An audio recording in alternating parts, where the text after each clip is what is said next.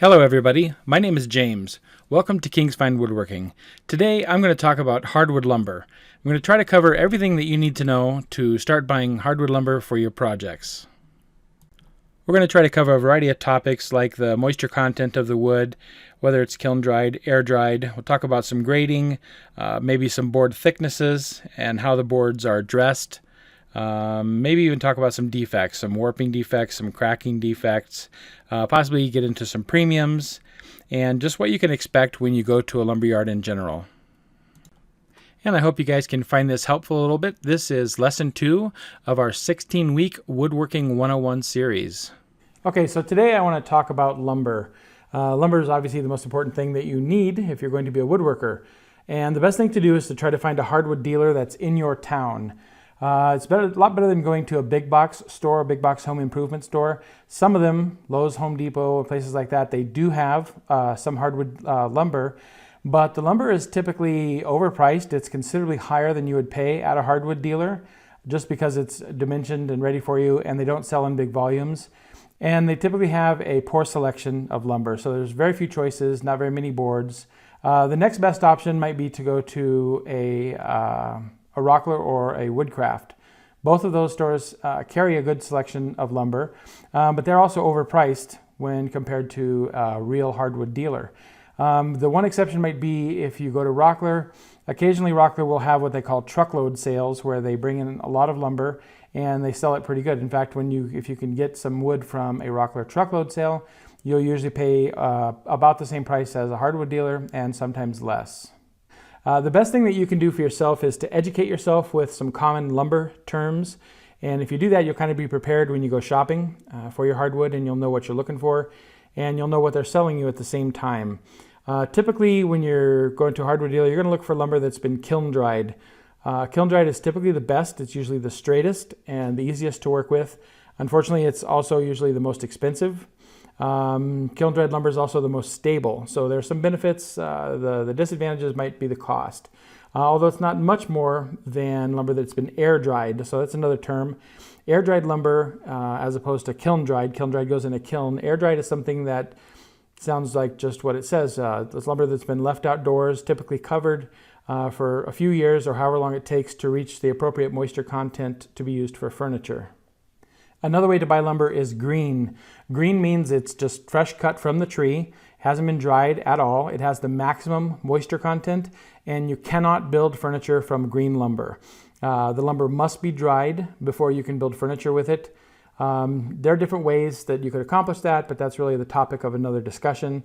So green is probably what you want to avoid, especially when you're starting out. Most people don't want to wait a couple of years for the lumber to dry before they get into woodworking, so that's something to avoid. But one thing to pay attention to if you go into a Rockler or a Woodcraft, they have a lot of wood that comes in the form of turning blanks. Maybe they'll be blocks or cubes or squares, something like this.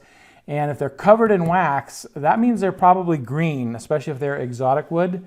And so just know that. You can always ask the dealer or the salesperson at Rockler or Woodcraft, is the lumber green? If so, then you may not want to use it until it's dried properly. Green, there are some applications for green, but I think this discussion we're just going to deal with lumber that's been dried. Okay, so before I get too much further, I just want to let you know that I'm actually going to put out a sheet, a PDF, little information packet on lumber and all of these different terms that you need to know, or at least be familiar with, or at least have the ability to look up if you have a question about it. I'm going to create that. I'm going to put that on the website for you to download if you're interested. It will be free, of course. So that's it. So let's move on. So now that we've talked about the ways that you can get lumber, whether it be kiln dried, air dried, or green, let's talk about moisture content. So typically when wood is kiln dried, it's kiln dried to anywhere from 6 to 7% normally, but that's not really the end of the story. Wood after that really needs to reach equilibrium with the environment that it's in. So wood that's been kiln dried to 6%, and if it's in the desert in Arizona and you're a woodworker there, it's probably going to stay at 6%. If you live in Florida, it's probably going to acclimate and reach equilibrium maybe closer to 11 or 12%, and that would be ideal there. So usually anywhere from the 6 to 12% range is okay for furniture building, and it's just kind of a function of where you live. Now, this is not always a problem because if you live in Denver, for example, like me, I'm going down to buy wood from my local hardwood dealer, the odds are it's already been there in this dealership for quite some time, maybe a few months or a few years when I'm picking up the lumber, and so it's already reached the equilibrium content for Denver. You can ask your dealer if that's the case, how long has the wood been there? And if it's been there for a while, then you're fine. You can use it right away. If you have any doubts, then what you want to do is buy the wood, take it to your shop, let it sit in your shop for a few weeks to reach equilibrium with your shop. And then you can begin to do some woodworking with it from that point. You don't necessarily want to do woodworking with wood that hasn't reached equilibrium, because if you build something, it might want to expand or contract depending on what the moisture content is in your area. And you might end up with some warping or cracking or checking, something like that. So that's basically the main thing with moisture content.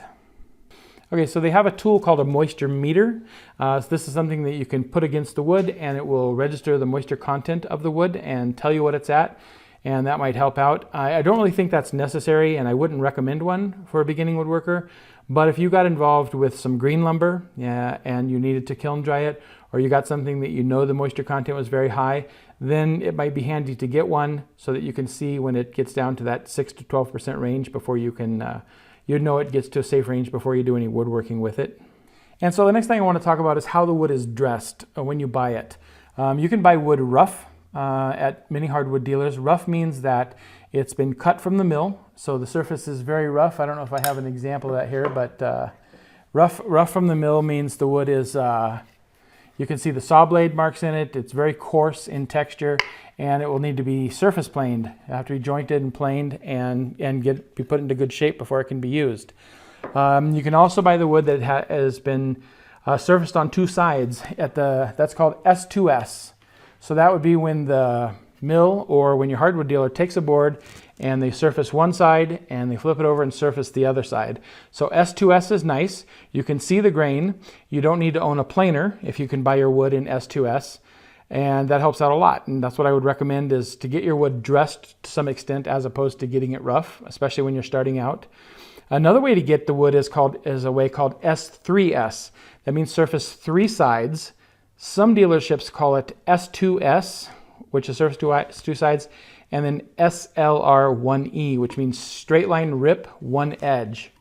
That's the same thing as surface three sides. So it's surfaced here, and it's surfaced here. It's important to have one straight edge when you begin, because when this lumber is cut from a tree, quite often this lumber will have all kinds of deviated shapes, and you can't really put an edge that's not straight against your table saw fence, because it's going to weave in and out when you're cutting. That's going to cause it to bind against the blade and be very dangerous. So before a board ever goes into your table saw, it must have one edge that's perfectly straight. If you have a jointer, that'll help, because you can pass the wood over a jointer, develop a straight edge, and then cut it. If you don't, then you could possibly cut it straight with a circular saw before you begin. There are also a few jigs that you can put on your table saw to develop a straight edge or cut a straight edge before you begin. Or the easiest thing, of course, is just to buy your wood in S3S, or surface two sides plus straight line rip one edge. And that's what I would recommend for that. Okay, so as you might imagine, in addition to S3S, you could also buy lumber that's S4S, so it's surfaced on all four sides. Surfaced on all four sides typically means, however, that it's dimensioned. So that would mean you're going to the store and you're buying a walnut board that's, say, 1 by 4 by whatever length, and it's been dimensioned. That's definitely not the way you want to buy your lumber. That's the way it's sold at home centers, home improvement stores, stuff like that. But you're going to pay 2 or 3 times the price per board foot than you would pay at a hardwood dealer in order to have it dimensioned, because they have to cut off all of the extra, and it's just a lot more work for them, and they're going to get a big premium price for that. Trees grow in all sizes, so boards will always come in random widths and lengths. So I wouldn't buy anything S4S unless that's simply the only way that you can get it. Another alternative I suppose I didn't mention is that there are many projects that you can do with lumber that you can buy from a big box store. You can go into a Lowe's or Home Depot and you can buy southern yellow pine if that's the part of the country you live in, or you can buy Douglas fir if you're over in the western part of the country. And you can make many projects with those. I have a bench, a woodworking bench that I built out of Douglas fir. There are many projects that you can build with dimensioned lumber if you would like. But the focus of this conversation or this lesson really is more about hardwoods. So I think for that purpose, we're going to stick with these. If you have questions, of course, you can always email me or leave comments in down below the video, and I can answer those for you. So yeah, S4S is something I would probably avoid. You typically would be better off going with S3S. So there's another thing that affects lumber price as well, and that's the grade of the lumber.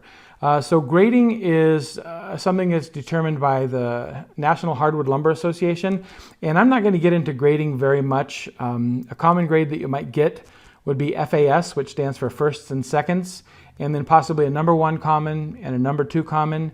And rather than me get into that a whole lot, it's better if you go down to your hardwood dealer and see what they have for sale.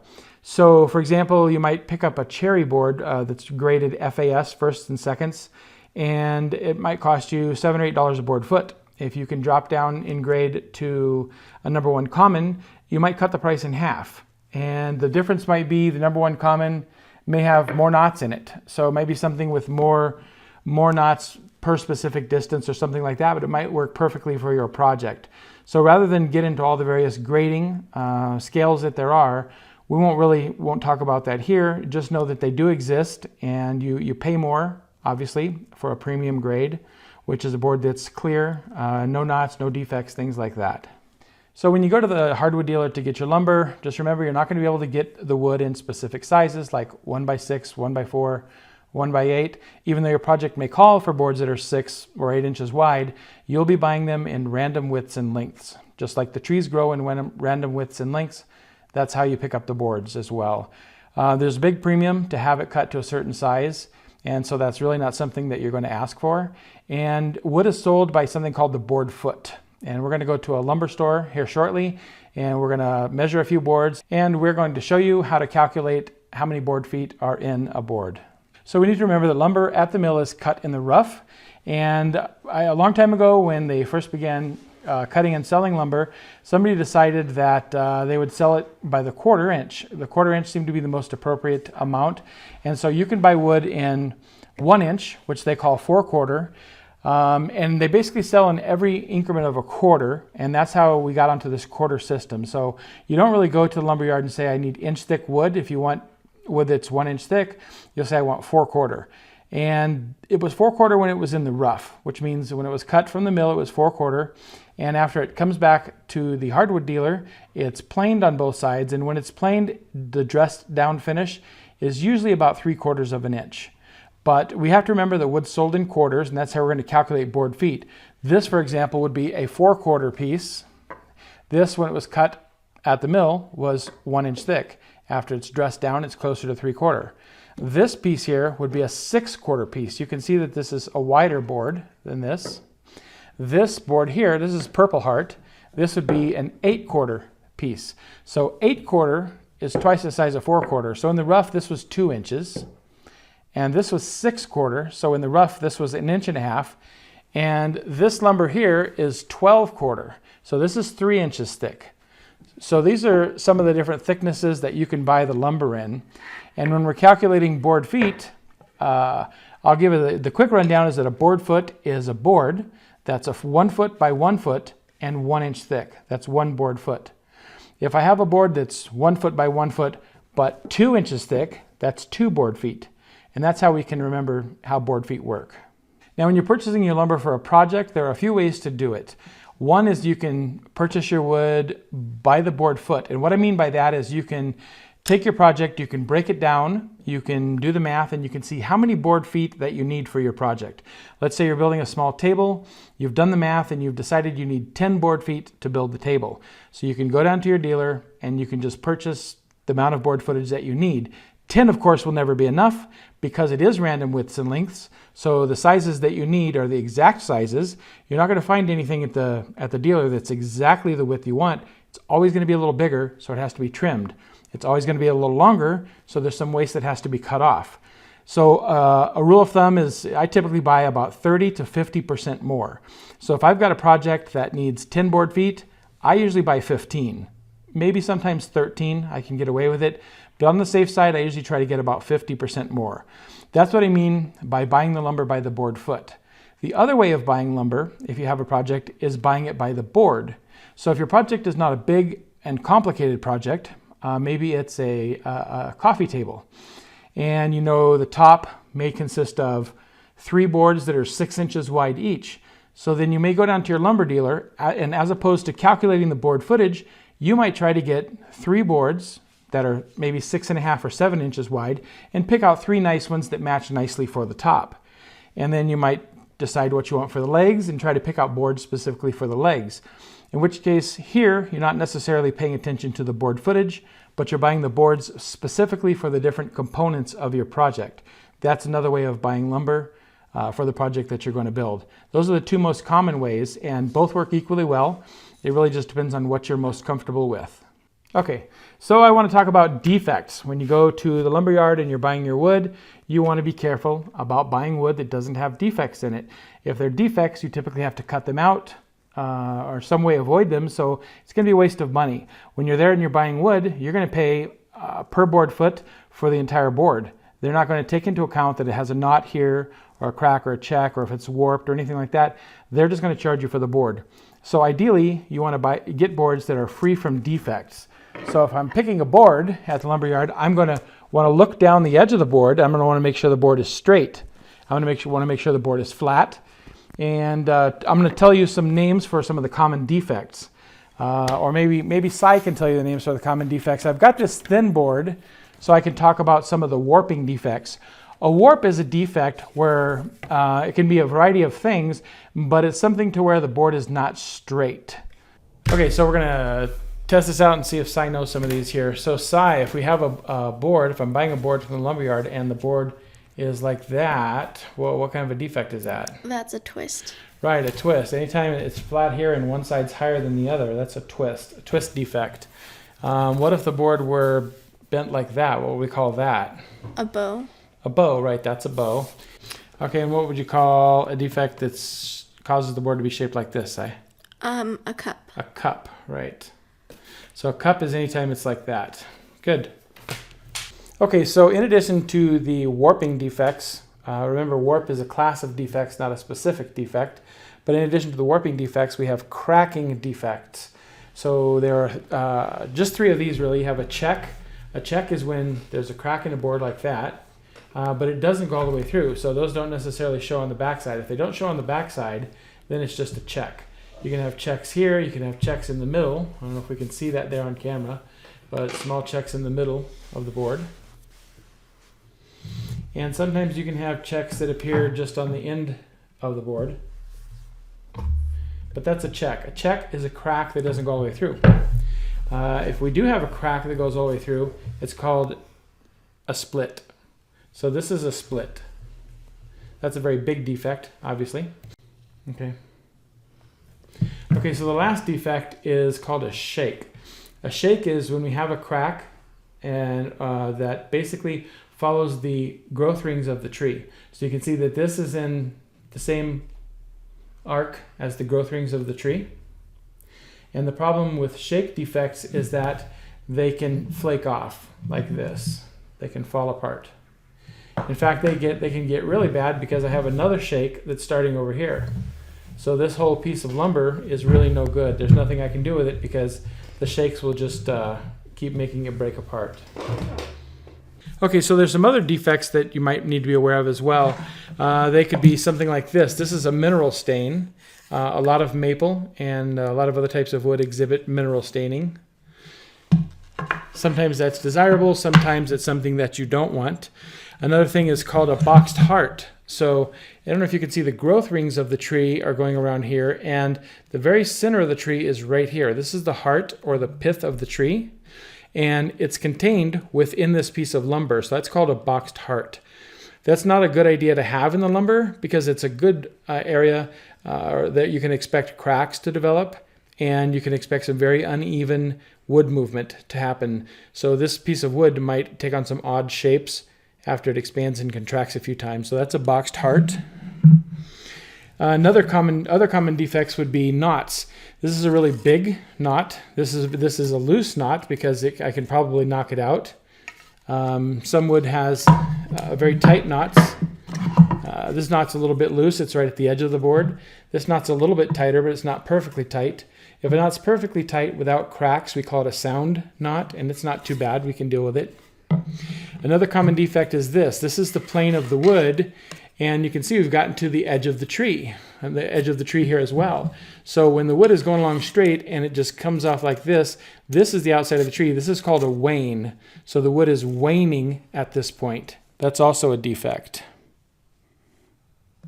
So in addition to mineral stains, there's another staining that can occur from a fungus.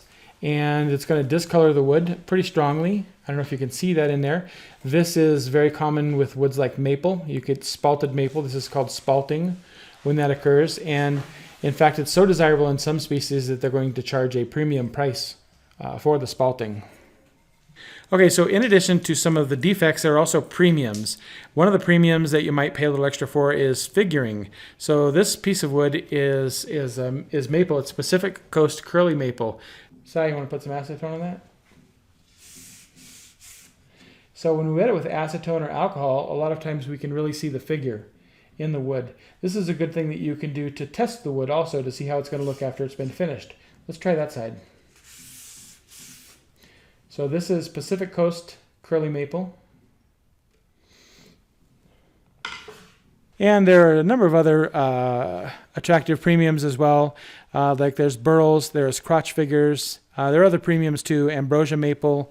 And also live edges or slabs. Usually there's a premium for those. Those are pretty popular these days. Might not be something that you want to start out with as a beginning woodworker, but you know that they're available at least. And I wanted to mention that we're actually having a Father's Day sale. I know a lot of you watch our channel and follow our channel, and you see me using our mallet that we have all the time. It's what we call our King's Fine Woodworking Thor's Hammer Woodworking Mallet.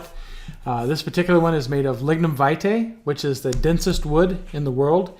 It's a very rare wood. It's actually not even being imported into the United States anymore, but I have a pretty good supply of it. This is Red Heart, this lumber here. And I have all this wood in quite a variety of species. We get it in maple, red heart. This is African padauk, canary wood. This is a lignum head, purple heart. This is bacote. Yeah, this is my favorite lumber of all time here. It's cocobolo, or cocobolo, I guess, depending on where you're from. It's got different names. And we sell these things in a full size, a mid size, and a micro. And so for Father's Day, I'm actually putting them on the website starting tonight for half price. So anybody who's interested, the code will just be Father's Day and half price for anybody who wants a mallet for the duration of the sale. The sale will end 2 days after Father's Day. And that's about it. Thanks. So I wanted to take everybody on a little tour of my favorite hardwood dealer. This is the Frank Paxton Lumber Company.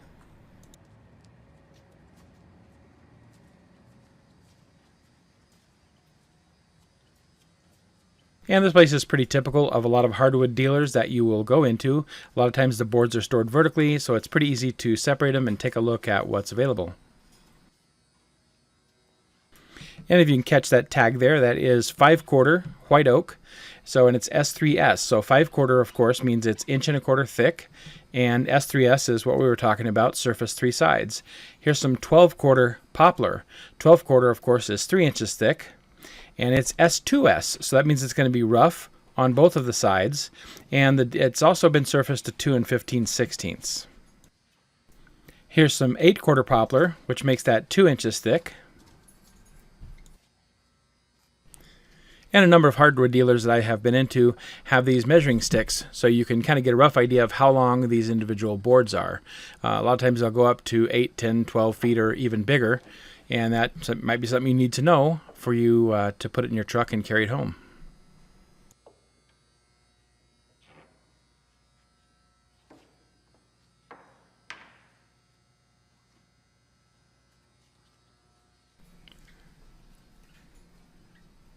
And here's some 8/4 red oak S3S. Remember, 8/4 is going to be 2 inches thick, and S3S is surfaced 3 sides, so the top and back face are both surfaced, and then one of the 2 sides.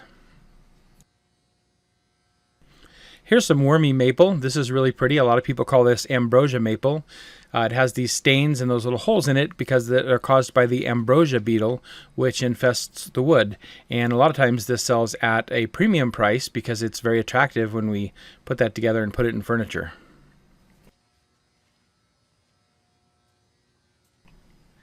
And this looks like another piece of the wormy maple. Wormy maple is typically soft maple, and you can see the mark there. And also notice that says 3 on it, 3 board feet.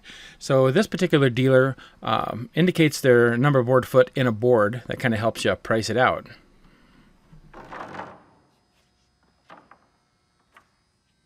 And this piece is just a piece of mineral stained maple. This isn't wormy maple. It just has a mineral stain. Oftentimes that is considered a defect, and sometimes you can buy boards like this for a little bit better price than you could buy a piece of maple that has not been stained.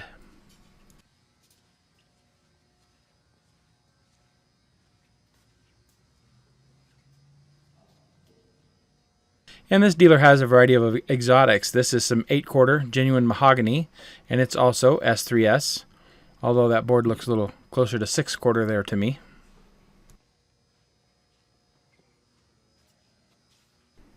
And here's some nice 8-quarter cherry, also S3S.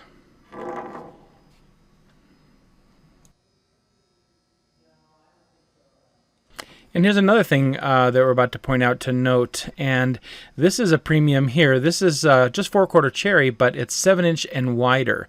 So a lot of times when you get wider boards, there is a premium. Cherry trees only grow so big, and to get something that's wider than normal, there's going to be an upgrade in price. And there is some aromatic cedar. And here's another thing, a 4-quarter knotty walnut. So this knotty walnut, that's a defect. And so they call it rustic walnut. And some people don't like it, but some people do. And you can buy that walnut for quite a bit cheaper than you can buy regular walnut for. And basswood. Basswood's a pretty good wood. It's often used for carving. This is a thick block here, and it works really well. It holds paint well, so a lot of woodworkers will use that for projects when they're going to paint it. And this next wood here is 4-quarter ash. Ash is very similar to oak, and in the looks, superficially at least, ash is actually what they make baseball bats out of. And here we're getting into some super premium walnut. This is 12-quarter, so that's 3 inches thick. And typically the thicker wood is, the more it costs per board foot. So that particular board has 9 board feet, and if walnut normally sells for, say, $10 a board foot for 4-quarter, something that's 12-quarter might sell for 12 or 13 or 14 a foot. So there's usually a premium price as the wood gets thicker.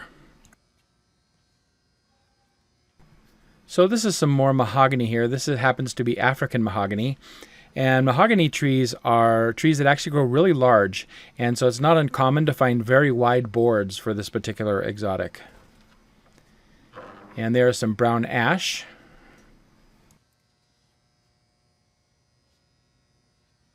And we have another example of rustic wood. This is rustic cherry, knotty cherry. So it's going to sell for quite a bit less than a regular cherry board might sell for because of those knot defects.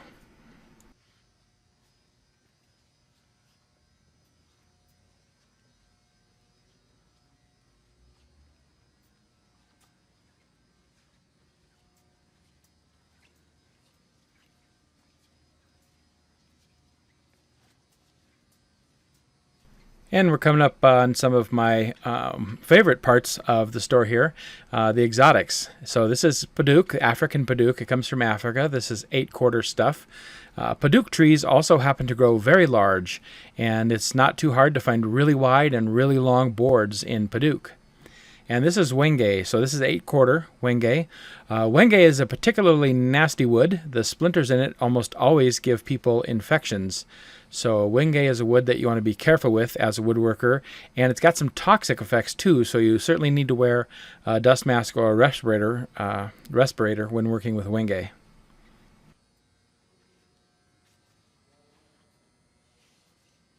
And zebra wood, one of the beautiful woods that usually draws a lot of woodworkers in.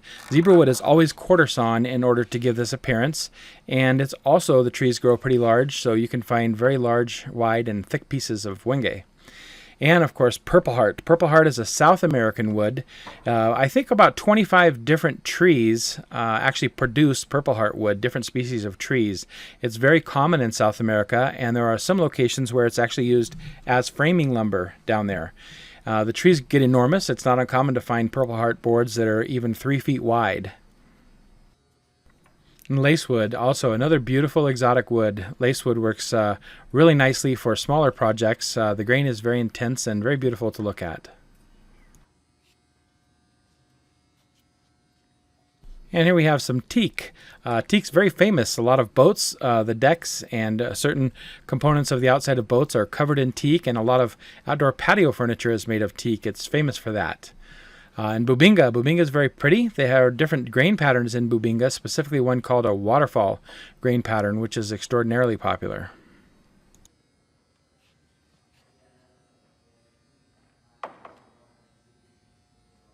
So now let's take a look at a board and see if we can calculate the board footage, because some dealers are not going to give you how many board feet are in the board that you're looking to buy. And I had said earlier that it's basically a 1 foot by 1 foot board that's 1 inch thick is 1 board foot. But it's going to be hard to find a board that's sized just like that. So let's say we're interested in this board. The first thing we'll do is we'll pull it down off of the shelf.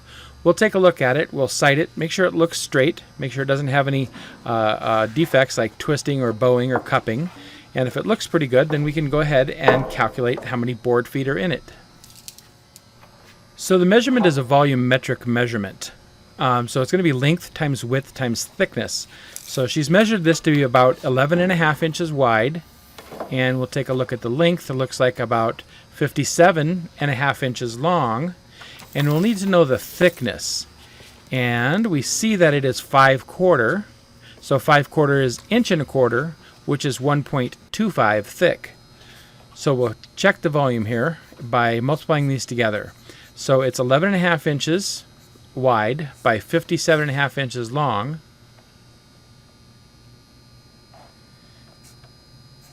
and times 1.25 inches thick. So we're going to multiply all these together and see what we come up with.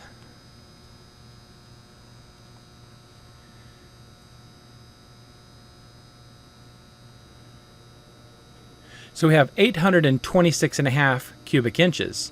And the formula is to divide by 144, because there's 144 cubic inches in a board foot. So that comes to about 5.74. Now, of course, the hardwood dealers will typically round up, and so this board should be a 6 board foot board. And that's what they should charge us for here in this case, is 6 board feet, and that was in fact what it was.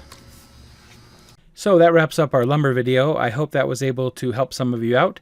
And if you have any questions or comments, please leave those in the comment section below. And I just want to give a quick shout out to a friend of mine, Eddie Cortez, and he's a woodworker from Massachusetts. Thanks for being part of our group, Eddie. And I also want to say a special thanks to Art. And Art is a friend of ours from Williamston, South Carolina. We got your letter, Art, and I want to thank you very much for your contribution. That was very kind.